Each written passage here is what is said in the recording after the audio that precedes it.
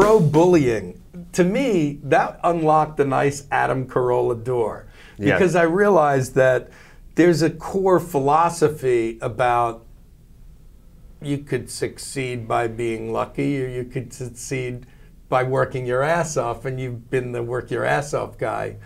Talk to me about, you know, the culture of bullying and your opposing stance. Well, I'm really just pushing back what has become this insane thing where our media just runs wild with everything, you know. I mean, first it was, you know, obviously bringing a gun to school was illegal, and then it became bringing a toy gun to school was illegal, and then it became carving a piece of cheese so it looked like a piece of gun was illegal, and then it turned into a 7-year-old doing bang bang became illegal. And I just wanted to stop at some point, which is to say, I'm not for bullying, but what the fuck is bullying anymore?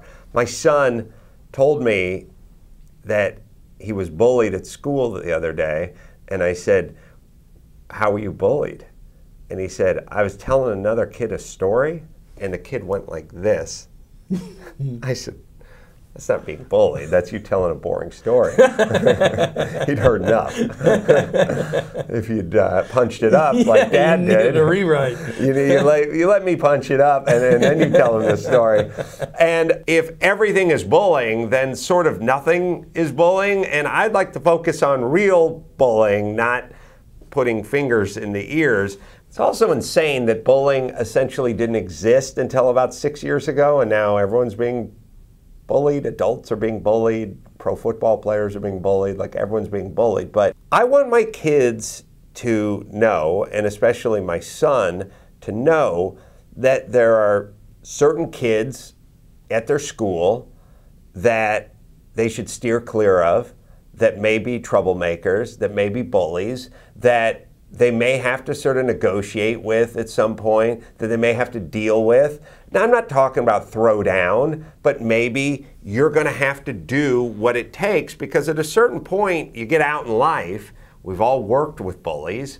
We've had people in the neighborhood that were, you know, even when you're an adult and you live in a house, there's the one guy is a douchebag and blah, blah, blah. I mean, you live in a world where you're sort of having to negotiate with bullies. I mean, you go through the TSA and you got some big guy, you know, take your belt off, take your shoes off, empty your pockets, sir, and he's speaking to you in that sing-songy, condescending tone, and you're essentially being bullied.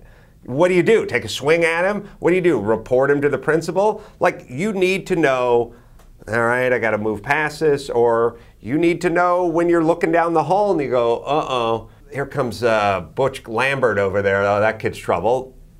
I'm going to walk outside. Like, there is that element that I kind of want you to have. And I want whatever resilience comes with that too.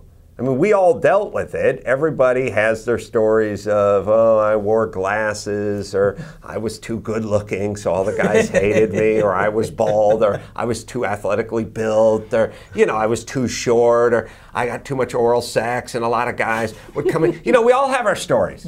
Well, but we had to deal with them. You see what I'm saying? And I want a little of that. I want a dusting of that, like a drill sergeant bullies his new cadets a little bit, you know what I mean? Just enough. Maybe the lion's share of the country doesn't look at Hillary Clinton as a female. Technically, she's got the parts. Pretty sure she's got most of the parts to make her a female.